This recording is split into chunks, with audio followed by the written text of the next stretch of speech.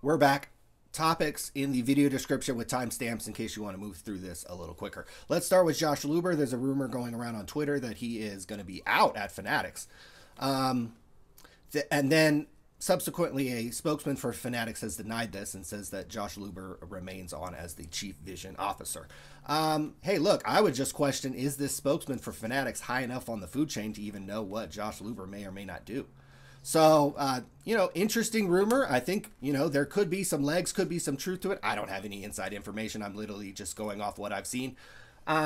It certainly would be a quick demise for Josh Luber, less than a year on the job and less than a few weeks after breaking with backyard breaks. And shoot, Josh Luber's been in the witness protection program with our boy G here over the last few weeks since he broke with backyard breaks. Why hasn't he done a podcast? Why hasn't he done his own video? Why hasn't he put himself out there? So this guy's Josh Luber, who, self-proclaimed doesn't get up, before 10 a.m. Is this guy fit to run the card industry? I would do it hey, Fanatics, if you're out there, I'm not going to send you my resume, but if you're looking for somebody, I'd do it for low 7 figures comp package. It wouldn't have to be all cash, but it could be like stock cash deal, but low 7 figures. Hit me up. I would do it. It'd have to be in San Francisco, LA, or Arizona. So,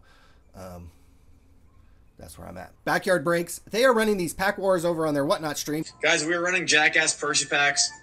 We are running pack wars, guys. First pack is going up at $1. Whoever wins, whoever gets the best pack, me and the chat will be a judge. Whoever gets the best pack.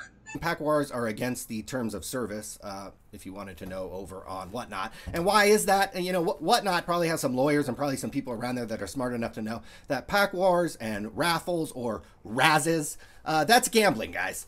They're trying to save you from yourself here. You realize that most big group breakers, they don't do these razzes and raffles and pack wars and stuff where you're just essentially, if you're the breaker, you're kind of like a casino operator.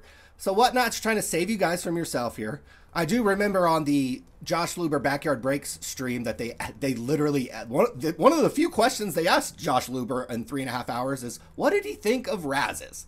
And Josh Luber kind of gave it, he's like, guys, that's gambling. Backyard Breaks, they're these young kids. They probably don't realize that these raffles and these pack wars, they violate literally every single state and federal law on the books. I mean, there's, clear as day that if really over-aggressive district attorney or somebody at the federal government wanted to come after you guys, if you made enough money or kind of caused enough waves in the industry, somebody could come after you and certainly charge you with some very significant, probably state and federal crimes that you're committing running these kind of illegal gambling operations on your website, whether they be pack wars or breaks. So stick to pick your teams, stick to randoms, stick to where people buy in. They have a shot to get something.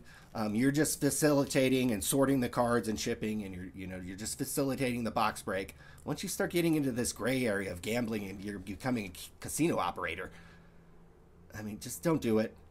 So we'll see. I'll have to download Whatnot and take a closer look at our guys at Backyard Breaks and see if I can get any more evidence of this gambling that's going on over there. Question and answer time. Received several questions. Thanks for sending those in. This one comes from Inglorious P. He also does videos on YouTube, so check out his channel, and I'll post a link in the video description to his channel. Does a lot of sports card content. Want to check that out. He asked, do you think PSA's resale dominance will last? They have so many scandals, but some people still love them. Honestly, yeah, I think it will last for at least a little while because PSA, they're kind of the most competent of the incompetent, all the graders. They have the most money to invest. They have the most at stake. Well, they just opened some big old facility over there in New Jersey. So they're, PSA is the most competent of the incompetent. I think once grading switches from being like a figure skating judge, that's judging. That's essentially what card grading is. That's all subjective. You get a card and I might grade it a 9. He might grade it a 9.5. He might grade it, a 10.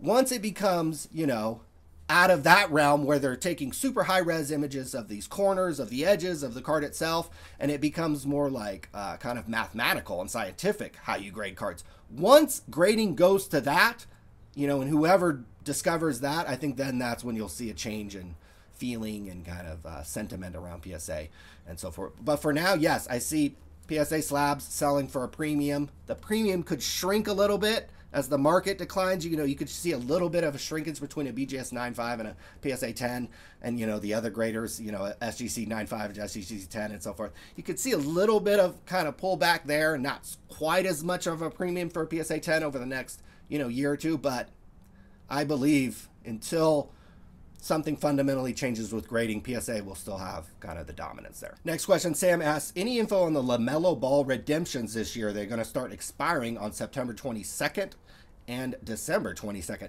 I do not have any inside information. My guess is Panini just having a tough time, getting him to sign cards. We've seen this with the CD Lamb thing where, Brian Gray had to, I think wrongfully sue the guy. My guess is Panini's just going to keep working the angles, keep working the Players Association, keep working Lamelo Ball's agent, his brother, his dad, any way possible to get these cards signed. I remember a similar issue happened with Russell Wilson many years ago, and people were waiting. Wilson had become a star, and they were waiting on these cards, and Panini, had, I think, fly some private jets out there and eventually do a signing session with him to get his autographs on some really older kind of cards that they owed people. So my guess is, sadly, you're just going to have to be patient, wait for these cards. I think Panini will eventually come through because, even if it takes them a little time, they usually have in the past. I think it sucks for unopened product and people who invest in wax, because once these redemptions expire, Lamelo Ball is a huge draw on these products, and it'll be interesting to see what happens with wax prices after these things expire, because you can't even, if you pull one of the Lamelo Ball redemptions, you wouldn't be able to get it. Last question comes from Ziggy No. He does a lot of sports card videos too, and I think after reading this question, you might want to check him out. So I'll put his video link in the video description. Ziggy No asks, I'd like your thoughts on Josh Johnson and Chris McGill of Card Ladder. I have made videos and watched them grift the hobby and attack people via their minions. Josh was selling picks for years, and Chris was a reference. They ran Card Ladder for years while selling picks. At the same time, they used affiliates to tax others in the hobby. I was specifically threatened by Chris on Jeremy Lee's channel. Jeremy Lee is another guy that stabbed me in the back that I don't trust. So, okay, let's jump back. What do I think of Josh Johnson and Chris McGill from Card Ladder? I haven't met either one of those guys. Let's take this in two different parts. What do I think of Card Ladder? I think it's very impressive, actually, what they built. As somebody who's set up websites that look like they were built, 20 years ago, I think what they've done over Card Ladder, just from a hey, build this perspective, is actually very impressive. It's useful. I've used it before. Now, transition over though to what do I think about it as a business? I think it's actually horrible, and this might actually shock people and blow a couple people's minds, but it wouldn't shock me one bit that me and my brother have made more on Sports Card Radio than anybody's made over there at Card Ladder. Again, that might blow people's minds, but I got a car and some property here that might, back up those points. Again, me and my brother have probably made more on Sports Card Radio than anybody's made over at Card Ladder. It's just from a business perspective. Again, I love what those guys do. Their website looks amazing. I could never do what those guys have done, but from a business perspective, I'm not too sure on subscribing to sports card prices that have literally all declined in the last year. I just don't see it as a business perspective. I like how they've rolled it into PSA, and maybe PSA can offer a service, but from somebody else setting up a similar website, I just hate it from a business perspective. You have to make this website free in some kind of way, because nobody's going to pay for this stuff.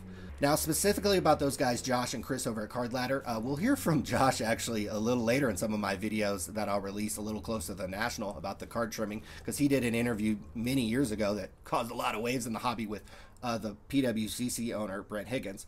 So, we'll kind of indirectly hear from Josh later on. I have watched some of the Card Ladder podcast and kind of some of the stuff that they do. I like it. I think it's informative. I think the only criticism I would make is sometimes when they do kind of criticize people or they try to call out people, they don't use direct names. And it's almost kind of like the secret code of who they're actually talking about. I like to be, you guys know, I like to be super direct. This person, this video, this guy's name, this is what he did. Boom. Like, just, hey, who are you talking about? Lay it all out there. Sometimes maybe you speak in code, or you're speaking generally about the entire industry or all influencers, But I like to be very specific. I'm talking about this person, and this is what they said, and this is my reaction. So that would be my only kind of criticism of them, is that sometimes they're not like direct enough. Like, who are you talking about? Are you talking about Jeff Wilson? Or are you talking about somebody else you don't like? I'm just wondering who they're talking about. So, but I don't know those guys personally. I haven't spent any time around them. I haven't interacted with them. I am very impressed with, from a technical perspective, of what they built. But anyways, I will see you guys later. We got bugs flying around. We haven't seen any deer or bear, so we're safe today, it looks like. But anyways, hope you guys have a good day, weekend, Memorial Day weekend. We'll probably be back sometime this weekend or week. But if not, we'll see you soon.